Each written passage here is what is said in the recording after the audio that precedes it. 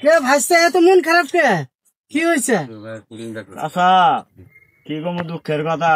হ্যাঁ এত বড় একটা কাঠল আছিল বুঝছ, হ্যাঁ। খুব বড়। কারো করে কোন রকম বাজার পর্যন্ত নিয়ে গেছি। নিয়ে যাওয়ার পরে কাঠলটা যখন বেশ পেয়ে গেছি তখন একটা পুলিশ আইছে। আসতেই পারে পুলিশ। পুলিশ এসে না কাঠলটার দাম করলো। দাম করতেই পারে, তে পুলিশ কিনবো না কাঁঠাল? পরে আমি দাম চাইলাম 500 টাকা। দাম চাইতেই পারস, 500 টাকা দাম চাবি না? পরে পুলিশের দাম করলো কত জানো? মাত্র 50 টাকা। অত বড় কাঁঠাল 500 টাকা দাম চাইছ, পুলিশে 50 টাকা দাম বলতেই পারে। 50 টাকা দাম কইছে। পরে আমি কি কইছি জানো? কইছি 50 টাকা দিয়ে কাঠল খাওয়া যাবো না, কাঠলে ভইতি খাওয়া লাগবো। এত বড় কাঁঠাল 50 টাকা করবো কি? এটা 50 টাকার কাঁঠাল নাকি? ভইতি কথা কইছি নে। গাল বেচা আমাকে মনে এক থাপড়া মারলো।